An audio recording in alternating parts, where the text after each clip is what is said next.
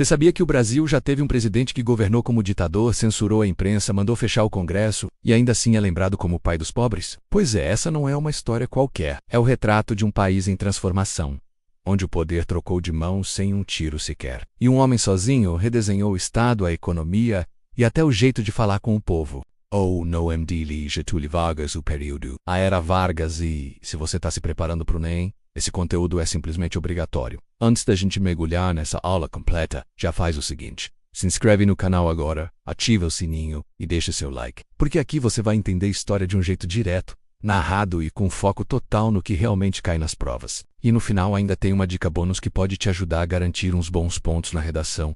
Porque sim, esse tema também pode aparecer lá, bora! A Era Vargas foi um dos períodos mais marcantes da história política e social do Brasil no século XX, compreendida entre os anos de 1930 e 1945. Ela corresponde ao momento em que Getúlio Vargas assume o poder após a Revolução de 1930, rompendo com a República Velha e instaurando um novo modelo de governo. Esse período não apenas alterou as estruturas do Estado brasileiro, como também marcou o início da transição do país de uma economia agrária para uma economia urbana e industrial. Entender esse intervalo histórico é fundamental para compreender os alicerces do Brasil moderno. Tudo começa com a crise da Primeira República, a chamada política do café com leite, dominada pelas oligarquias de São Paulo e Minas Gerais. Começava a perder força após a crise econômica de 1929, que desvalorizou o preço do café, principal produto de exportação do Brasil. O presidente Washington Luiz decide apoiar o paulista Júlio Prestes como seu sucessor, rompendo o acordo informal de alternância entre os estados. Isso provoca a união das elites descontentes,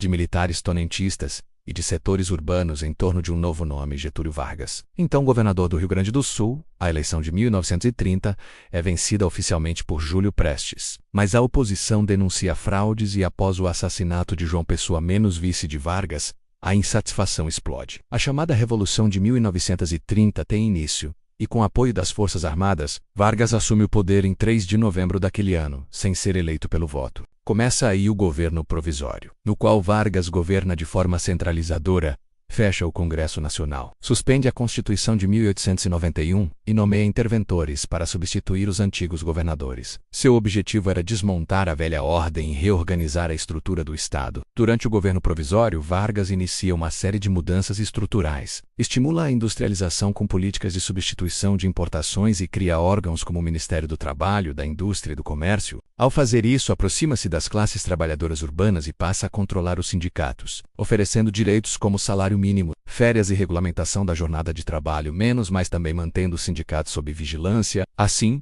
Vargas constrói uma relação paternalista com os trabalhadores, que o passarão a chamar de pai dos pobres, embora sua real intenção fosse fortalecer o controle do Estado sobre as forças sociais emergentes. Em 1932, ocorre a Revolução Constitucionalista de São Paulo. As elites paulistas exigiam o retorno da legalidade e a convocação de uma Assembleia Constituinte. Apesar da repressão militar, Vargas cede e convoca eleições para uma nova Constituinte. Em 1934, é promulgada uma nova Constituição, que estabelece o voto secreto, o voto feminino e garante uma série de direitos trabalhistas. Vargas é eleito indiretamente pelo Congresso e inicia o governo constitucional. No entanto, a aparente legalidade esconde a continuidade de práticas autoritárias. A censura à imprensa, o controle sobre os sindicatos e a centralização administrativa permanecem como marcas do seu governo. Durante esse período, o Brasil vive um clima político extremamente polarizado. De um lado, surge a Ação Integralista Brasileira, movimento de inspiração fascista liderado por Plínio Salgado. Do outro, a Aliança Nacional Libertadora, com ideais socialistas e comunistas,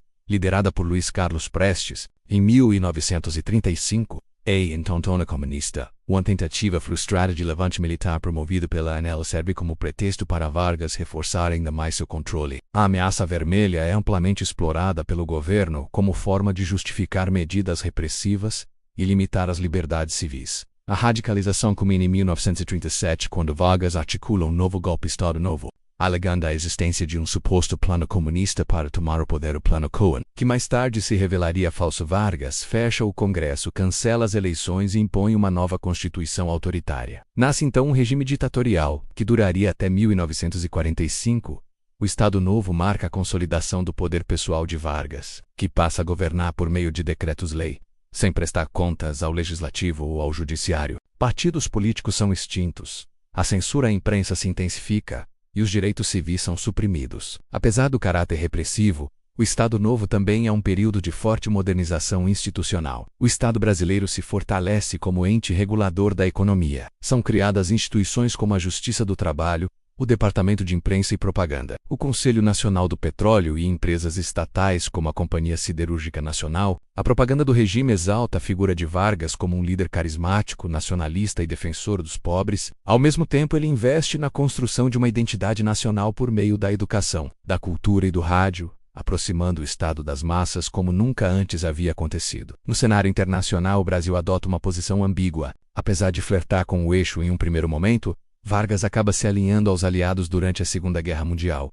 pressionado por fatores econômicos e diplomáticos. Em 1942, o Brasil declara guerra à Alemanha nazista e à Itália fascista, o que contrasta diretamente com a natureza autoritária do próprio Estado Novo. A contradição entre lutar pela democracia no exterior e manter uma ditadura no país gera pressões internas pela redemocratização. Em 1945, a conjuntura política muda. A derrota do nazifascismo fortalece os discursos democráticos e setores militares e civis exigem o fim da ditadura. Vargas tenta se manter no poder por meio da criação do Partido Trabalhista Brasileiro, mas acaba deposto em outubro daquele ano, antes mesmo das eleições marcadas. Sua saída, no entanto, não apaga o impacto de sua passagem pelo poder. Muito pelo contrário. O legado da era Vargas moldaria o Brasil por décadas. O trabalhismo, o papel central do Estado na economia e a figura do presidente como mediador entre capital e trabalho tornaram-se marcas permanentes na política nacional. A era Vargas é, portanto, um período de profundos contrastes. Autoritária, mas reformista.